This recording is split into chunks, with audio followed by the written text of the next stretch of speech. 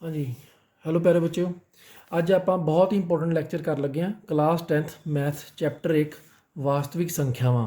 ਠੀਕ ਹੈ, ਇਹਦੇ 'ਚ ਆਪਾਂ ਸਾਰੇ ਪਹਿਲੇ ਚੈਪਟਰ ਦੇ 1 ਨੰਬਰ ਵਾਲੇ ਪ੍ਰਸ਼ਨ ਜਿਹੜੇ ਹੈਗੇ ਨੇ ਆਪਾਂ ਡੀਲ ਕਰਾਂਗੇ। ਠੀਕ ਹੈ, ਸੋ ਆਜੋ ਸਟਾਰਟ ਕਰਦੇ ਹਾਂ। ਆਪਣਾ ਸਭ ਤੋਂ ਪਹਿਲਾ ਜਿਹੜਾ ਪ੍ਰਸ਼ਨ ਹੈਗਾ ਉਹ ਹੈਗਾ 17/8 ਦਾ ਦਸ਼ਮਲਵ ਪ੍ਰਸਾਰ ਕਿਸ ਤਰ੍ਹਾਂ ਦਾ ਹੈ। 17/8 ਇੱਕ ਪਿੰਨ ਦਿੱਤੀ ਹੈ, ਇਹਦਾ ਦਸ਼ਮਲਵ ਪ੍ਰਸਾਰ ਰੂਪ ਆਪਾਂ ਪਤਾ ਕਰਨਾ ਹੈ। ਤੇ ਆਪਸ਼ਨ ਹੈ ਸ਼ਾਂਤ ਹੈ, ਅਸ਼ਾਂਤ ਹੈ, ਅਸ਼ਾਂਤ ਅਨਆਵਰਤੀ ਹੈ ਜਾਂ ਕੋਈ ਵੀ ਨਹੀਂ ਹੈ। ਸੋ ਇਹਨੂੰ ਆਪਾਂ ਕਿਸ ਤਰ੍ਹਾਂ ਦੇਖ ਸਕਦੇ ਹਾਂ। ਇਹਨੂੰ ਕਰਨ ਦੇ ਦੋ ਤਰੀਕੇ ਨੇ। ਇੱਕ ਤਰੀਕਾ ਮੈਂ ਤੁਹਾਨੂੰ ਦੱਸਦਾ, 17 ਨੂੰ 8 ਤੇ ਆਪਾਂ ਭਾਗ ਕਰ ਸਕਦੇ ਹਾਂ। ਠੀਕ ਹੈ, 8 ਦੂਣੀ ਆਪਣੇ ਕੋਲ 16 ਆ ਗਿਆ, 1 ਬਚ ਗਿਆ, ਇੱਥੇ ਬਿੰਦੀ ਲਗਾ ਕੇ ਆਪਾਂ 0 ਲਾ ਲੈਂਦੇ ਹਾਂ। 8 1 ਆਪਣੇ ਕੋਲ 8 ਆ ਗਿਆ, 10 ਚੋਂ 8 ਗਏ 2 ਆ ਗਿਆ। ठीक है, फिर इतने लगाई, इतने 8 दूनी 16 आ गया, 20 चो 16 आ गया 4 आ गया अपने को। तो फिर इतने किया 8 5 इतने 0 लगा दी, 8 5 40। सो बाकी कुछ नहीं बचा। जो भी बाकी कुछ ना बचे मतलब उनका रूप की होंगे शांत। उनका रूप की होंगे शांत। इस चीज़ का याद रखना। तुम ये भाग करके भी वेख सकते हो। एक होर मैथड है, वो भी अगे तुम्हें सवालों से नाल दसिया जाएगा। ठीक है, सो अपने को पहले का आंसर आ गया, ये है अपने को शांत। सो पहले का आंसर ये शांत आ गया। अगला है 5 ਅਤੇ 25 ਦਾ ਮਸਵ ਕੀ ਹੈ। 5 ਅਤੇ 25 ਦਾ ਜਦੋਂ ਬੇਟਾ ਤੁਸੀਂ ਮਸਵ ਕੱਢਣਾ ਹੈ, ਕਿਵੇਂ ਤੁਸੀਂ ਕੱਢ ਸਕਦੇ ਹੋ। ਇਹ 5 ਨੂੰ 5 ਤੇ 25 ਤੁਸੀਂ ਕਿਸ ਤਰ੍ਹਾਂ ਕਰਨਾ ਹੈ ਕਿ 5 ਤੇ 25 ਹੈ, 25 ਵੱਡਾ ਹੈ, ਉਹਨੂੰ ਆਪਾਂ ਅੰਦਰ ਰੱਖਿਆ। ਠੀਕ ਹੈ, ਉਹਨੂੰ 5 ਤੇ ਕਰਤਾ ਭਾਗ, 5 5 25 ਆਪਣੇ ਕੋਲ ਆ ਗਿਆ। ਠੀਕ ਹੈ, ਤੇ ਕੁਛ ਨਹੀਂ ਬਚਿਆ। ਤੇ ਇਹਦੇ ਜਿਹੜਾ ਆਪਣਾ ਕੀ ਹੁੰਦਾ ਭਾਜਕ, ਜਿਹੜਾ ਭਾਜਕ ਹੁੰਦਾ ਹੈ ਇਹ ਵਾਲਾ, ਇਹ ਆਪਣਾ ਮਸਵ ਹੁੰਦਾ ਹੈ। ਯਾਦ ਰੱਖਣਾ ਹੈ ਭਾਜਕ ਕਿਹੜਾ ਮੌਸਮ ਹੋਏਗਾ, ਭਾਜਕ। ਇਹ ਤਾਂ ਚਲੋ ਇੱਕ ਵਾਰੀ 'ਚ ਖਤਮ ਹੋ ਗਿਆ। ਕਦੀ ਕਦੀ ਜਦੋਂ ਅੱਗੇ ਜਾਂਦੀ ਹੈ ਚੀਜ਼ ਤੇ ਇਸੇ ਚੀਜ਼ ਨੂੰ ਆਪਾਂ ਅੰਦਰ ਅੱਗੇ ਲਿਆਉਂਦੇ ਹਾਂ। ਠੀਕ ਹੈ, ਇੱਥੇ ਜੋ ਇਸੇ ਚੀਜ਼ ਨੂੰ ਇੱਥੇ ਆਪਾਂ ਲਿਆਉਂਦੇ ਤੇ ਜੋ ਬਚਦਾ ਉੱਥੇ ਉਹਦੇ ਨਾਲ ਭਾਗ ਕਰਦੇ ਰਹਿੰਦੇ ਹਾਂ। ਉਹ ਚਲੋ ਉਸ ਤਰ੍ਹਾਂ ਦਾ ਸਵਾਲ ਆਏਗਾ, ਤੁਹਾਨੂੰ ਦੱਸਾਂਗੇ। ਪਰ ਇੱਥੇ ਆਂਸਰ ਜਿਹੜਾ ਹੈਗਾ ਆਪਣੇ ਕੋਲ 5 ਆਏਗਾ। ਭਾਜਕ, ਭਾਜਕ ਨੂੰ ਆਪਾਂ ਆਂਸਰ ਮੰਨਣਾ ਹੈ, ਇਸ ਚੀਜ਼ ਦਾ ਧਿਆਨ ਰੱਖਣਾ ਹੈ। ਸੋ ਇਹ ਆਪਣੇ ਕੋਲ ਆ ਗਿਆ 5 ਆ ਗਿਆ।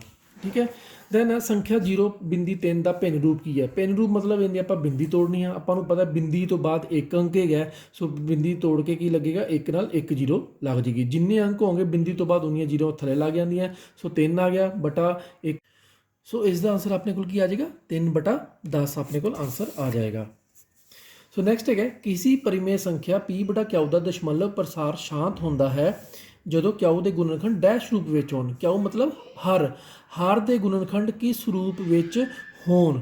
ਠੀਕ ਹੈ, ਹਰ ਦੇ ਗੁਣਨਖੰਡ ਮੈਂ ਬਹੁਤ ਵਾਰੀ ਮੈਂ ਤੁਹਾਨੂੰ ਅੱਗੇ ਵੀ ਦੱਸਿਆ, ਇੱਕ ਵਾਰੀ ਫੇਰ ਦੱਸ ਦਿਆਂ। ਹਰ ਦੇ ਗੁਣਨਖੰਡ ਜਦੋਂ ਵੀ 2 ਦੀ ਪਾਵਰ ਜਾਂ 5 ਦੀ ਪਾਵਰ ਦੇ ਰੂਪ 'ਚ ਹੋਣਗੇ ਜਾਂ ਦੋਨਾਂ ਦੀ ਪਾਵਰਾਂ ਦੇ ਰੂਪ 'ਚ ਹੋਣਗੇ ਤੇ ਉਦੋਂ ਜਿਹੜੇ ਹੈਗੇ ਨੇ ਰੂਪ ਹਮੇਸ਼ਾ ਪ੍ਰਸਾਰ ਹਮੇਸ਼ਾ ਹੁੰਦਾ ਸ਼ਾਂਤ ਹੋਵੇਗਾ। ਕਿਹੜਾ ਮਤਲਬ ਇਹਦਾ ਆਂਸਰ ਆਏਗਾ ਇਹ ਵਾਲਾ, ਜਾਂ ਤਾਂ 2 ਦੀ ਪਾਵਰ ਗੁਣਾ 5 ਦੀ ਪਾਵਰ 'ਚ ਜਦੋਂ ਹਰ ਦੇ ਜਦੋਂ ਆਪਾਂ ਗੁਣਨਖੰਡ ਬਣਾਵਾਂਗੇ ਤਾਂ ਜਾਂ ਤਾਂ 2 ਦੇ ਗੁਣ 2 ਤੇ ਪੜ ਜਾਵਾਂਗੇ ਤੇ ਸਿਰਫ 5 ਦੇ ਪੜ ਜਾਵਾਂਗੇ, ਕਹਿਣ ਦਾ ਭਾਵ। ਤੇ ਜੇ ਤਾਂ ਇਸ ਤਰ੍ਹਾਂ ਹੀ ਹੈ ਫਿਰ ਤਾਂ ਇਹ ਇਹਦਾ ਦਸ਼ਮਲਵ ਪ੍ਰਸਾਰ ਸ਼ਾਂਤ ਹੋਏਗਾ।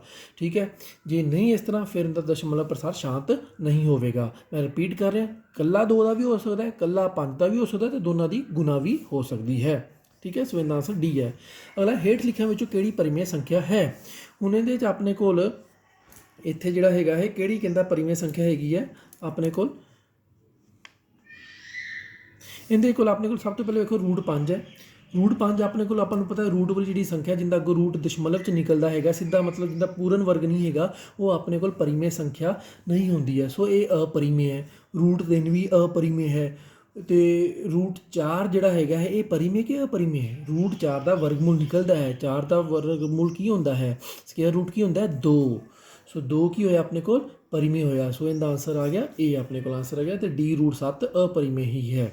ਠੀਕ ਹੈ, ਅਗਲਾ ਹੈ ਹੇਠ ਲਿਖਿਆਂ ਵਿੱਚੋਂ ਕਿਹੜੀ ਪਰਿਮੇਯ ਸੰਖਿਆ ਨਹੀਂ ਹੈ। ਸੋ ਇਸ ਚੀਜ਼ ਦਾ ਧਿਆਨ ਦੇਣਾ, ਉਹਨੇ ਕਿਹਾ ਨਹੀਂ ਹੈ। √5 ਇਹ ਤਾਂ ਅਪਰਿਮੇਯ ਹੈ, ਮਤਲਬ ਇਹ ਆਪਣੇ ਕੋਲ ਪਰਿਮੇਯ ਸੰਖਿਆ ਨਹੀਂ ਹੈ। ਸੋ ਇਹਦਾ ਆਂਸਰ ਇਹੀ ਆ ਗਿਆ ਹੈ। ਠੀਕ ਹੈ, 1/2 ਪਰਿਮੇਯ ਹੈ, 0 ਬਿੰਦੀ ਬਿੰਦੀ ਤੋੜੋਗੇ 2/10 ਆ ਜਾਏਗਾ। ਠੀਕ ਹੈ, ਤੇ ਇਹ ਵੀ ਆਪਣੇ ਕੋਲ ਪਰਿਮੇਯ ਹੈ। ਠੀਕ ਹੈ, ਤੇ √9 ਦਾ ਆਪਣੇ ਕੋਲ ਵਰਗਮੂਲ ਹੈਗਾ ਹੈ, ਸਕੁਅਰ ਰੂਟ 9 ਦਾ ਜਾਂ ਵਰਗਮੂਲ 9 ਦਾ ਹੁੰਦਾ ਹੈ 3।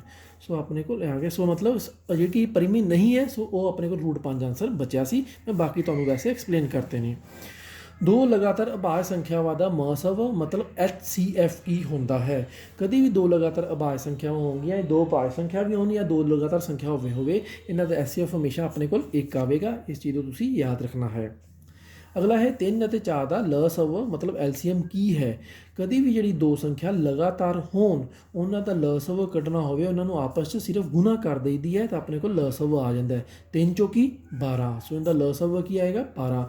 ਮੈਂ ਰਿਪੀਟ ਕਰ ਰਿਹਾ, ਕਦੀ ਵੀ ਦੋ ਸੰਖਿਆ ਜਦੋਂ ਲਗਾਤਾਰ ਹੋਣ ਮਤਲਬ ਕਿਉਂ ਲਗਾਤਾਰ ਮਤਲਬ 3 ਤੋਂ ਬਾਅਦ 4 ਆਉਂਦਾ ਹੈ ਨਾ, ਜਿਵੇਂ 5 ਤੋਂ ਬਾਅਦ 6 ਹੁੰਦਾ ਹੈ, 5 ਤੇ 6 ਦਾ ਲਸਵ ਕੀ ਹੋ ਜਾਏਗਾ ਲਸਵ ਐਲਸੀਐਮ ਕੀ ਹੋ ਜਾਏਗਾ 30 ਹੋ ਜਾਏਗਾ। ਠੀਕ ਹੈ, ਉਵੇਂ 12 ਤੋਂ ਬਾਅਦ 13 ਆਉਂਦਾ ਉਸ ਤਰ੍ਹਾਂ। ਠੀਕ ਹੈ, ਉਵੇਂ 3 ਤੋਂ ਬਾਅਦ 4 ਆ ਗਿਆ, ਸੋ ਲਗਾਤਾਰ ਹੈਗੀ ਹੈ ਇਸ ਕਰਕੇ ਗੁਣਾ ਕਰ ਦੇਣਾ ਐਲਸੀਐਮ 12 ਆ ਜਾਏਗਾ। ਨੈਕਸਟ ਹੈ ਵੈਰੀ ਇੰਪੋਰਟੈਂਟ, ਤੇ ਇਹ ਸਵਾਲ ਆਉਣ ਦੇ ਬਹੁਤ ਚਾਂਸਿਸ ਰਹਿੰਦੇ ਨੇ, ਬਸ ਸਾਰੇ ਹੀ ਇੰਪੋਰਟੈਂਟ ਨੇ ਲੇਕਿਨ ਇਹ ਵੀ ਇੱਕ ਅੱਛਾ ਇੰਪੋਰਟੈਂਟ ਸਵਾਲ ਹੈ। ਹੇਠ ਦਿੱਤੇ ਗੁਣਨਖੰਡ ਰੁੱਖ ਵਿੱਚ x ਅਤੇ y ਦਾ ਮੁੱਲ ਪਤਾ ਕਰੋ। ਦੇਖੋ ਇਹ ਗੁਣਨਖੰਡ ਰੁੱਖ ਦਿੱਤਾ ਹੋਇਆ, ਆਪਾਂ x y ਦਾ ਮੁੱਲ ਪਤਾ ਕਰਨਾ ਹੈ। ਗੁਣਨਖੰਡ ਰੁੱਖ ਹੈ ਕਿ ਆਪਣੇ ਕੋਲ ਕੋਈ ਸੰਖਿਆ ਹੁੰਦੀ ਆਪਾਂ ਉਹਦੇ ਗੁਣਨਖੰਡ ਬਣਾ ਕੇ ਵੇਖ ਲੈਂਦੇ ਸੀ, ਫੈਕਟਰ ਬਣਾ ਕੇ ਦੇਖ ਲੈਂਦੇ ਸੀ, ਪਰ ਇੱਥੇ ਸੰਖਿਆ ਵੀ ਨਹੀਂ ਪਤਾ। ਸੋ ਮੈਂ ਤੁਹਾਨੂੰ ਦੂਜਾ ਤਰੀਕਾ ਦੱਸਿਆ ਹੋਇਆ ਹੈ, ਇਹਨੂੰ ਇੱਕ ਵਾਰੀ ਰਿਪੀਟ ਕਰਦੇ ਕਿ ਤੁਸੀਂ ਥੱਲੋਂ ਚੱਲ ਪੈਣਾ ਹੈ। ਥੱਲੋਂ ਵੇਖੋ, ਥੱਲੋਂ ਜਿਹੜਾ ਆਹ ਵਾਲਾ ਡੱਬਾ ਬਣਿਆ ਨਾ ਜਿਹਦੀਆਂ ਦੋ ਸ਼ਾਖਾਵਾਂ ਨਿਕਲੀਆਂ ਹੋਈਆਂ, ਜਿਵੇਂ ਆਹ ਵਾਈ ਬਣਿਆ ਇਹਦੀਆਂ ਦੋ ਸ਼ਾਖਾਵਾਂ ਨਿਕਲੀਆਂ ਮਤਲਬ ਇਹ ਦੋਨਾਂ ਨੂੰ ਗੁਣਾ ਕਰਕੇ ਆਹ ਬਣਦਾ ਹੈ। ਉਵੇਂ ਆਹ ਜਿਹੜਾ ਡੱਬਾ ਹੈ ਇਹਦੀਆਂ ਦੋ ਸ਼ਾਖਾਵਾਂ ਦੋ ਟਹਿਣੀਆਂ ਨਿਕਲੀਆਂ ਹੋਈਆਂ, ਦੋ ਬ੍ਰਾਂਚਿਸ ਨਿਕਲੀਆਂ ਹੋਈਆਂ, ਇਹ ਦੋਨਾਂ ਨੂੰ ਗੁਣਾ ਕਰਕੇ ਆਹ ਬਣਨੀ ਹੈ। ਠੀਕ ਹੈ, ਆਓ ਦੇਖਦੇ ਹਾਂ। 3 7 ਕੀ ਹੋ ਗਿਆ ਆਪਣੇ ਕੋਲ 21, ਸੋ ਇਸ ਡੱਬੇ 'ਚ ਆਪਣੇ ਕੋਲ ਕੀ ਆ ਜਾਏਗਾ 21 ਆ ਜਾਏਗਾ। ਠੀਕ ਹੈ, ਹੁਣ ਇਸ ਡੱਬੇ 'ਚ ਕੀ ਆਏਗਾ, ਇਹਦੀਆਂ ਵੀ ਦੋ ਇਹ ਟਹਿਣੀਆਂ, ਸੋ 21 ਗੁਣਾ 4 84, ਸੋ ਇੱਥੇ ਕੀ ਆ ਜਾਏਗਾ 84। ਸੋ x ਆਪਣੇ ਕੋਲ ਆ ਗਿਆ 21 ਤੇ y ਦੀ ਵੈਲਿਊ ਕੀ ਆ ਗਈ 84, ਉਹ ਆਪਣਾ ਆਨਸਰ ਬਣਦਾ ਹੈ C। ਠੀਕ ਹੈ ਬੇਟੇ, ਨੈਕਸਟ ਆਪਾਂ ਚੱਲਦੇ ਹਾਂ। ਨੈਕਸਟ ਇਸੇ ਤਰ੍ਹਾਂ ਹੀ ਗੁਣਨਖੰਡ ਦੇ ਆਪਣੇ ਕੋਲ ਇੱਕ ਹੋਰ ਸਵਾਲ ਹੈ। ਹੇਠ ਦਿੱਤੇ ਗੁਣਨਖੰਡ ਰੁੱਖ ਵਿੱਚ p ਅਤੇ q ਦਾ ਮੁੱਲ ਪਤਾ ਕਰੋ। ਸੋ ਉਹੀ ਆਪਾਂ ਥੱਲੋਂ ਚੱਲਦੇ ਹਾਂ। 3 ਦੂਣੀ 6 ਆ ਗਿਆ ਤੇ 6 ਦੂਣੀ 12, ਸੋ q ਦੀ ਮੁੱਲ ਕੀ ਆਪਣੇ ਕੋਲ ਆ ਗਿਆ 12। ਫਿਰ 12 ਦੂਣਾ 24 ਤੇ p ਦਾ ਮੁੱਲ ਆਪਣੇ ਕੋਲ ਕੀ ਆ ਗਿਆ 24, ਸੋ p 24 ਹੈ, q ਆਪਣੇ ਕੋਲ 12 ਹੈ, ਇਹਦਾ ਆਨਸਰ ਆਪਣੇ ਕੋਲ A ਬਣ ਗਿਆ ਹੈ। ਠੀਕ ਹੈ, ਸੋ ਅਗਲਾ ਉਸ ਤੋਂ ਬਾਅਦ ਅਗਲੇ ਸਵਾਲ ਤੇ ਚੱਲਦੇ ਹਾਂ। 11ਵੇਂ ਸਵਾਲ ਤੇ ਹੇਠ ਦਿੱਤੇ ਗੁਣਨਖੰਡ ਰੁੱਖ ਵਿੱਚ m ਦਾ ਮੁੱਲ ਪਤਾ ਕਰੋ। ਫਿਰ ਆਪਾਂ ਥੱਲੋਂ ਹੀ ਚੱਲਦੇ ਹਾਂ। ਠੀਕ ਹੈ, ਇਹਦੇ 'ਚ ਆਪਾਂ ਉੱਪਰੋਂ ਵੀ ਚੱਲ ਸਕਦੇ ਹਾਂ ਕਿਉਂਕਿ ਜ਼ਿਆਦਾ ਮੁਸ਼ਕਿਲ ਨਹੀਂ ਹੈ। 36 ਹੈ, 36 ਦਾ ਇੱਕ 2 ਬਣਿਆ ਤੇ 2 ਦੂਜਾ 18 ਜਾਂ 18 ਦੋਨਾਂ 36 ਹੁੰਦਾ। ਠੀਕ ਹੈ, ਚਲੋ ਫਿਰ ਵੀ ਆਪਾਂ ਹੁਣ ਥੱਲੋਂ ਦੀ ਪ੍ਰੈਕਟਿਸ ਕੀਤੀ ਹੈ, ਇੱਕ ਉਹ ਵੀ ਕਰ ਲੈਂਦੇ ਹਾਂ। 3 ਤੀਏ 9 9 ਦੂਣੀ 18, ਲਓ ਜੀ ਇਹ ਤਾਂ ਬਹੁਤ ਸੌਖਾ ਹੋ ਗਿਆ। ਠੀਕ ਹੈ ਜੀ, 3 ਤੀਏ 9 9 ਦੂਣੀ 18, ਉਸ ਨੂੰ ਟੈਨੀ ਨੂੰ ਵੇਖਣਾ ਹੁੰਦੀ ਹੈ। ਟੈਨੀ ਨੂੰ ਗੁਣਾ ਕਰਕੇ ਜਿੱਥੋਂ ਟੈਨੀ ਨਿਕਲੀ ਉਹ ਬਣਨਾ, ਇਹਨੂੰ ਆਪਾਂ ਦੇਸੀ ਲੈਂਗੁਏਜ 'ਚ ਐਵੇਂ ਵੀ ਸਮਝ ਸਕਦੇ ਹਾਂ। ਠੀਕ ਹੈ, ਟੈਨੀ ਨੂੰ ਗੁਣਾ ਕਰਕੇ ਜਿੱਥੋਂ ਨਿਕਲਦੀ ਹੈ ਉਹ ਬਣਨਾ ਹੈ। ਓਕੇ ਜੀ, ਸੋ ਇਹਦਾ ਆਨਸਰ ਆ ਗਿਆ ਆਪਣੇ ਕੋਲ D 18। ਨੈਕਸਟ ਹੈਗਾ 12 15 ਅਤੇ 21 ਦਾ ਐਲਸੀਐਮ ਜਿਹੜਾ ਹੈਗਾ ਹੈ ਪਤਾ ਕਰੋ। ਚਲੋ ਆਓ ਮੈਂ ਤੁਹਾਨੂੰ ਦੱਸਦਾ ਇਹਦਾ ਐਲਸੀਐਮ ਆਪਾਂ ਕਿਵੇਂ ਪਤਾ ਕਰਨਾ ਹੈ। ਇੱਕ ਆਪਾਂ ਸਿੱਧਾ ਗੁਣਨਖੰਡ ਵਿਧੀ ਨਾਲ ਆਪਾਂ ਕਰਾਂਗੇ ਇਹਦਾ ਐਲਸੀਐਮ। ਸੋ ਆਪਣੇ ਕੋਲ ਇਹ ਸਵਾਲ ਨੰਬਰ ਹੈਗਾ ਜੀ ਆਪਣੇ ਕੋਲ 12, ਸੋ ਇਹਦਾ ਜਿਹੜਾ ਐਲਸੀਐਮ ਹੈ ਆਪਣੇ ਕੋਲ ਉਹ ਆਪਾਂ ਪਤਾ ਕਰ ਰਹੇ ਹਾਂ 12 15 ਤੇ 21 ਆਪਾਂ ਇਸ ਤਰ੍ਹਾਂ ਲਿਖ ਲੈਣਾ ਹੈ। ਠੀਕ ਹੈ, ਸਭ ਤੋਂ ਪਹਿਲਾਂ ਆਪਾਂ ਵੇਖੀਏ 2 ਦੇ ਪਹਾੜੇ ਤੋਂ ਆਪਾਂ ਸ਼ੁਰੂ ਕਰਦੇ ਹਾਂ। ਠੀਕ ਹੈ, ਲੀਸਟ, ਸੋ 2 ਦੇ ਪਹਾੜੇ ਤੇ 12 ਹੀ ਜਾਏਗਾ ਕਿਉਂਕਿ ਜਿੰਨੇ ਲਾਸਟ 0 2 4 6 8 ਹੋਵੇ ਉਹ 2 ਦੇ ਪਹਾੜੇ ਤੇ ਜਾਂਦੇ ਨੇ। 2 'ਚ ਕੀ 12 ਆ ਗਿਆ, ਇਹ 2 ਤੇ ਪਹਾੜੇ ਤੇ ਨਹੀਂ ਜਾਂਦਾ, ਉਵੇਂ ਲਿਖ ਲਓ। ਆ ਵੀ ਨਹੀਂ ਜਾਏਗਾ, ਉਵੇਂ ਲਿਖ ਲਓ। 6 ਅਜੇ ਆਉਂਦਾ, ਇਹ ਵੀ 2 ਦੇ ਪਹਾੜੇ ਤੇ ਜਾਏਗਾ। 2 ਤੀਏ 6 ਆ ਗਿਆ, ਇਹ 15 ਤੇ 21 ਆ ਗਿਆ।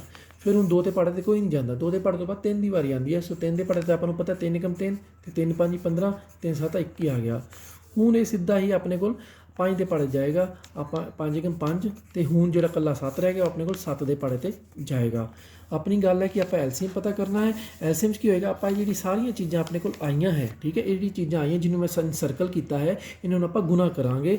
ਦੇਖੋ ਮੈਂ ਇੱਥੇ ਗੁਣਾ ਲਿਖ ਰਿਹਾ 2 ਗੁਣਾ 2 ਗੁਣਾ 3 ਗੁਣਾ 5 ਗੁਣਾ 7, ਇਹ ਸਾਰਿਆਂ ਨੂੰ ਮੈਂ ਗੁਣਾ ਕਰਾਂਗਾ। ਆਓ ਇਹਦੀ ਗੁਣਾ ਵੇਖਦੇ ਕੀ ਬਣੇਗਾ। 2 ਦੂਣੀ 4 ਹੋ ਗਿਆ। ਠੀਕ ਹੈ, ਤੇ ਉਸ ਤੋਂ ਬਾਅਦ ਆਪਣੇ ਕੋਲ ਹੋ ਗਿਆ ਇਹ 4 ਤੀਏ 12।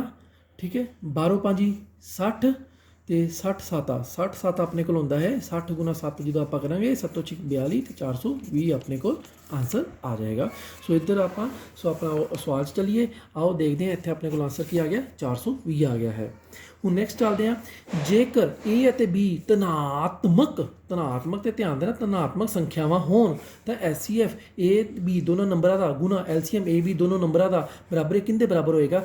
ਜਦੋਂ ਵੀ ਕੋਈ ਦੋ ਧਨਾਤਮਕ ਸੰਖਿਆ ਹੋਣ ਉਹਨਾਂ ਦੇ ਜਦੋਂ ਆਪਾਂ HCF ਕੱਢੀਏ ਤੇ LCM ਕੱਢੀਏ ਤੇ ਜੇ ਆਪਸ 'ਚ ਆਪਾਂ ਗੁਣਾ ਕਰੀਏ ਉਹ ਦੋ ਸੰਖਿਆਵਾਂ ਦੀ ਗੁਣਾ ਹੀ ਬਣਦੀ ਹੈ। ਮਤਲਬ A ਗੁਣਾ B ਇੱਥੇ ਆ ਜਾਏਗਾ A ਗੁਣਾ B ਨਾਲ ਆਪਣਾ ਆਨਸਰ A ਹੈ। ਤੁਸੀਂ ਆਨਸਰ ਪੇਪਰ 'ਚ A ਲਿਖੋਗੇ ਜੇ ਸਵਾਲ ਇਹ ਆਉਂਦਾ ਹੈ। ਠੀਕ ਹੈ, ਇਸ ਤਰ੍ਹਾਂ ਜੇ A ਗੁਣਾ B ਮਤਲਬ ਆਪਸ਼ਨ ਜਿਹੜੇ ਵੀ ਨੰਬਰ 'ਤੇ ਹੈਗੀ ਹੈ।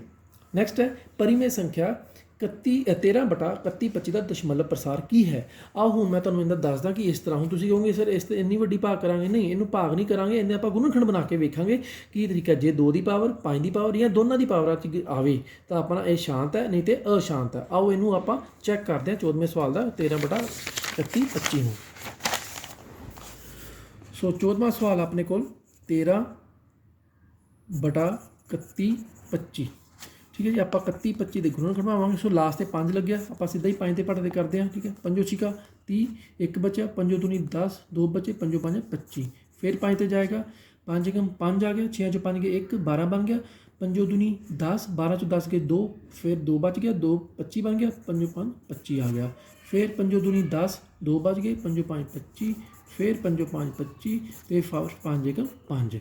ਲੋ ਜੀ ਹੁਣ ਵੇਖੋ ਬੇਟਾ ਇਹ ਕੀ ਆਇਆ 5 1 2 3 4 5 ਆਪਣੇ ਕੋਲ ਆਏ ਨੇ ਬਰਾਬਰ 1 5 ਗੁਣਾ 2 5 3 5 ਗੁਣਾ 4 5।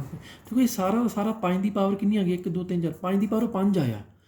ਸੋ ਮਤਲਬ ਆਪਾਂ ਲਿਖ ਸਕਦੇ ਹਾਂ 13 ਬਟਾ ਇਹਨੂੰ ਆਪਾਂ ਲਿਖ ਸਕਦੇ ਹਾਂ ਨਾ ਕਿ ਜਿਹੜਾ 31 25 ਦੇ ਗੁਣਾ ਹੋਣਾ 5 ਦੀ ਪਾਵਰ 5 ਆਇਆ। ਸੋ ਸਾਰਾ 5 ਦੀ ਪਾਵਰ 'ਚ ਆਇਆ। ਸੋ ਮੈਂ ਤੁਹਾਨੂੰ ਦੱਸਿਆ ਸੀ 2 ਦੀ ਪਾਵਰ ਜਾਂ 5 ਦੀ ਪਾਵਰ ਜਾਂ ਦੋਨਾਂ ਦੀ ਪਾਵਰ, ਠੀਕ ਹੈ। ਜਦੋਂ ਵੀ ਥੱਲੇ ਬਣਨ, ਠੀਕ ਹੈ, ਜਦੋਂ ਵੀ ਉਹਦਾ ਹਰ ਇਸ ਤਰ੍ਹਾਂ ਦੇ ਰੂਪ 'ਚ ਬਦਲਿਆ ਜਾ ਸਕੇ, ਗੁਣਨਖੰਡ ਕਰਕੇ ਬਦਲਿਆ ਜਾ ਸਕੇ ਤੇ ਉਹ ਆਪਣੇ ਕੋਲ ਸ਼ਾਂਤ ਹੁੰਦਾ ਹੈ। ਆਓ ਫਿਰ ਇਹ ਆਪਣੇ ਕੋਲ ਕੀ ਹੋਇਆ 13 ਬਟਾ 31 25 ਦਾ ਦਸ਼ਮਲਵ ਪ੍ਰਸਾਰ ਕੀ ਹੋਇਆ ਸ਼ਾਂਤ ਹੋਇਆ, ਠੀਕ ਹੈ।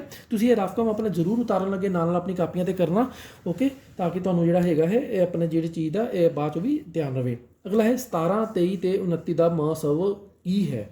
ਹੁਣ ਦੇਖੋ 17 23 29 ਬੇਟਾ ਇਹ ਮਹਾਸਵ ਕੱਢਣ ਦੇ 2 ਤਰੀਕੇ ਨੇ, ਪਰ ਇਹਨੂੰ ਮੈਂ ਸਿੱਧਾ ਸ਼ਾਰਟਕਟ ਨਾਲ ਕਰੂੰਗਾ। ਕਿਵੇਂ 17 ਵੇਖੋ ਅਭਾਜ ਸੰਖਿਆ, ਆਪਣੇ ਪਹਾੜੇ 1 ਦੇ ਪਹਾੜੇ ਤੋਂ ਇਲਾਵਾ ਕਿਸੇ ਪਹਾੜੇ 'ਤੇ 17 ਨਹੀਂ ਆਉਂਦਾ ਹੈ। 17 ਦੇ ਪਹਾੜੇ 'ਤੇ 17 ਆਉਂਦਾ, 1 ਦੇ ਪਹਾੜੇ 'ਤੇ 17 ਆਉਂਦਾ, ਉਸ ਤੋਂ ਇਲਾਵਾ ਨਹੀਂ ਆਉਂਦਾ। ਉਵੇਂ 23 ਵੇਖੋ 23 ਵੀ ਆਪਣੇ ਪਹਾੜੇ ਤੇ 1 ਦੇ ਪਹਾੜੇ ਤੋਂ ਇਲਾਵਾ ਕਿਸੇ ਦੇ ਪਹਾੜੇ 'ਤੇ ਨਹੀਂ ਆਉਂਦਾ, ਉਸ ਤਰ੍ਹਾਂ 29 ਹੈ। ਮਤਲਬ ਇਹ ਤਿੰਨੋਂ ਹੀ ਅਭਾਜ ਸੰਖਿਆ ਹੈ ਤੇ ਅਭਾਜ ਸੰਖਿਆ ਦਾ SCF ਅਭਾਜ ਸੰਖਿਆਵਾਂ ਦਾ SCF ਜੇ ਹਮੇਸ਼ਾ ਆਪਣੇ ਕੋਲ 1 ਹੁੰਦਾ ਹੈ। ਸੋ ਇਹਦਾ ਆਨਸਰ ਕੀ ਆਪਣੇ ਕੋਲ ਆ ਗਿਆ 1 ਆਪਣੇ ਕੋਲ ਆ ਗਿਆ ਹੈ, ਠੀਕ ਹੈ।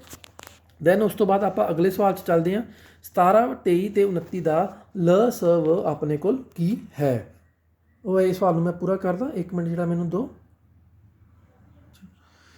ਓਕੇ।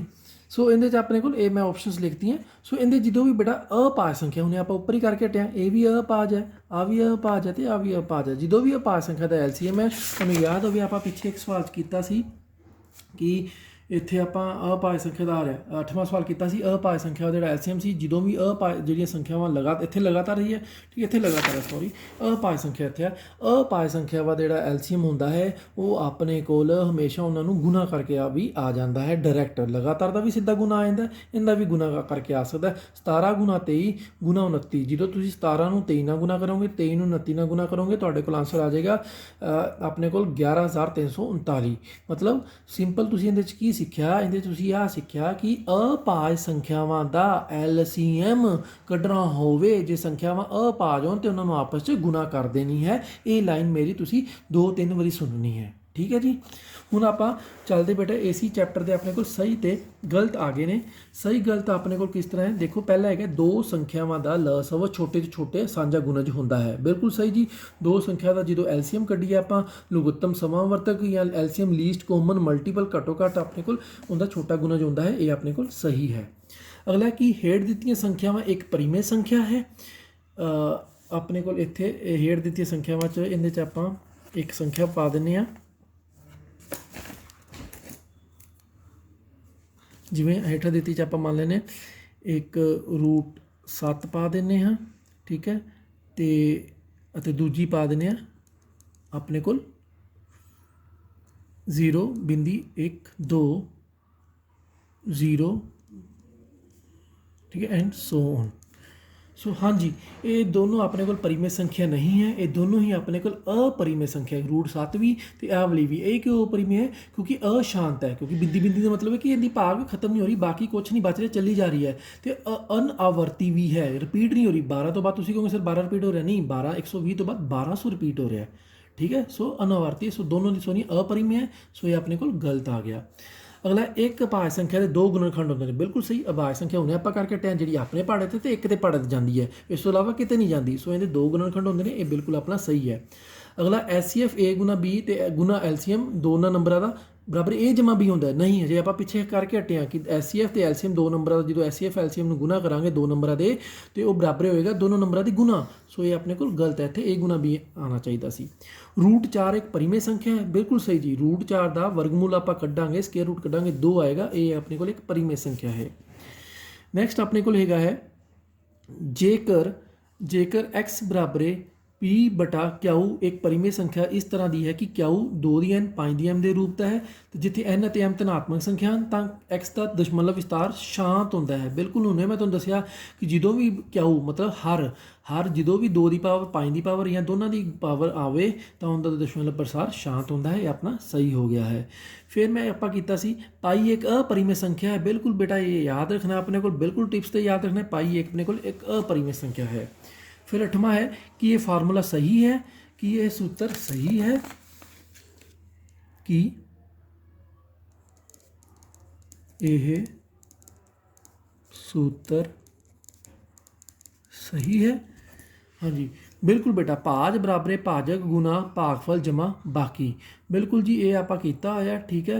जो आप एवं इस तरह भाग करते हाँ, इस तरह तुहानूं मैं दिखाया है जिमें आप इस तरह इस सवाल से देखो इस तरह आप भाज करते हाँ। इत्थे 4 है, इत्थे 2 है, या इत्थे 5 लैके चलिए एक बार, सॉरी 2 दूनी 4, 5 4 के 1। ये अपना हुंदा है भाजक, ठीक है। ये अपने को हुंदा है भाज, ये हुंदा है अपने को भागफल, तो ये अपने को हुंदा बाकी। ये आप कराया है तो इन्हां दा फार्मूला ही ये हुंदा है भाज बराबर, ठीक है। भाज अपने को किहड़ा है, अपने को भाज कितना इत्थे 5। भाज बराबर भाजक कितना है 2 गुना भागफल भी कितना अपने को 2 जमा बाकी। इनू करके वे लो, पहले बोर्ड मास के अंदर गुना होगी 2 दूनी 4, 4 जमा 1 5। सो खब्बे पासे भी 5 तो सज्जे पासे भी कम 5। LHS बराबर RHS हो गया, मतलब ये फार्मूला अपना सही है। तुसी वैसे भी इनू याद रखना है, भाज बराबर भाजक गुना भागफल जमा बाकी। सो ये सही है। नैक्सट है अभाज खुण रुख जो दिते हुए हैं थले 3, ठीक है। 9वें 3 पार्ट है A B C। चलो पहले पार्ट वाइज करते हैं। ए पार्ट कहता ए सही है, बिल्कुल जी। इनका तुसी बेटा जो तुसी बनाओगे, ठीक है, मैं तुहाडी प्रैक्टिस लिए कीते ने, तुसी इहदे फैक्टर बनाने ने, खुद दे रुख पूरे करने ने, मैं तुहानूं आंसर देते हैं। जो तुसी इनू करोगे तो तुहानूं पता चलेगा कि तीनों के तीनों जिहड़े रुख ने ये सही है कि नहीं है, ठीक है। चलो मैं एक तुहानूं करा दिना। पहला वेखो थल्लों आपां चलांगे, चैक करांगे 5 5 20 है, 5 5 20 थोड़ा 25 होंगे। सो ये रुख गलत आ गया, इतने 20 की जगह की आना सी 25। सो पहला अपने को 9वें का ए पार्ट की आ गया, गलत है जी, इतने 25 आना चाहिए ही। हुण बी पार्ट चेक करिए, थल्लों चलिए 13 30 39, ठीक आ गया। 39 दूना 78, ठीक आ गया।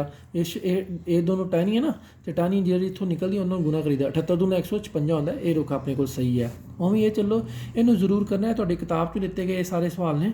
सो इनू जरूर करना। 11 गुना 13 143 होंगे, 143 7 नाल गुना करोगे 1001 आएगा, तो 1001 नूं 5 नाल गुना कीती 5005 ही आएगा। सो आ दोनों जिहड़े हैगे ने सही ने, पर पहला गलत सी क्योंकि इत्थे 20 5 5 25 होंदा, इत्थे 20 लग्या होया सी। सो इस तरह आपां गुणनखंड रुख चैक कर सकते हैं। हुण अपना अज दा लास्ट है खाली थावां, बहुत सौखा, सिर्फ 10 11 ही अपने को खाली थावां हैगी। खाली थावां पढ़ो पहले चैप्टर का।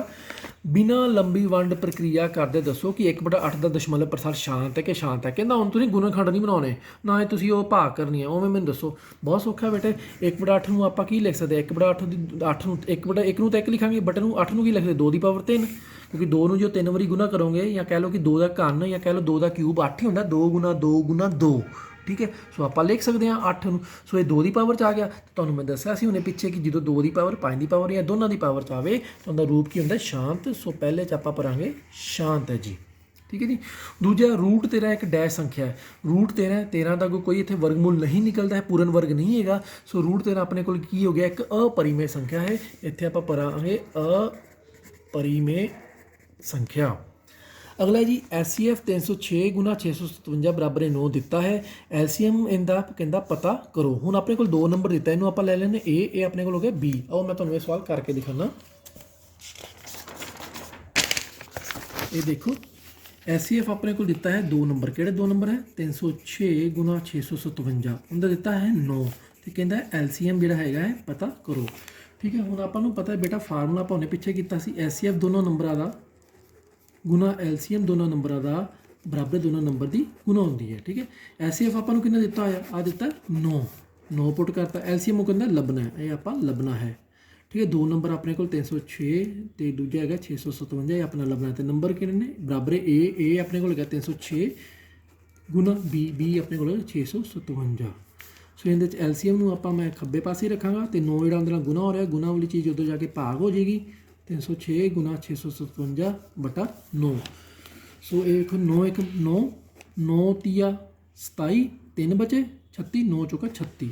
ਸੋ ਮੇਰੇ ਕੋਲ ਕੀ ਆ ਗਿਆ, LCM ਆ ਗਿਆ 34 ਗੁਣਾ 657 ਅਤੇ ਇਹਨੂੰ ਮੈਂ ਗੁਣਾ ਕਰ ਲੈਣਾ।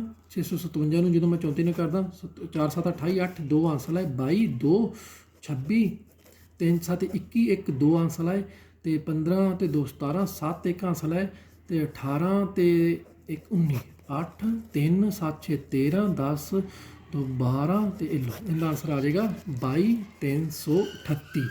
ਇਹ ਸਵਾਲ ਜਿਹੜਾ ਹੈਗਾ ਹੈ ਧਿਆਨ ਨਾਲ ਦੇਖਿਓ, ਤੁਹਾਨੂੰ 2 ਨੰਬਰ 'ਤੇ ਜਿਹੜਾ ਹੈਗਾ ਹੈ ਸਾਰਾ ਸਵਾਲ ਪੁੱਛ ਸਕਦੇ ਨੇ। ਠੀਕ ਹੈ, ਇਹਦੀ ਆਪਾਂ ਇਸ ਤਰ੍ਹਾਂ ਗੁਣਾ ਕੀਤੀ ਹੈ।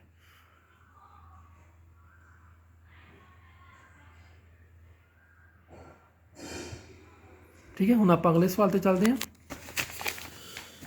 ਸੋ ਇਹਦਾ ਆਪਣੇ ਕੋਲ ਆਨਸਰ ਆ ਗਿਆ, ਇੱਥੇ ਆਪਾਂ ਲਿਖ ਦਾਂਗੇ 22 338। ਠੀਕ ਹੈ ਜੀ।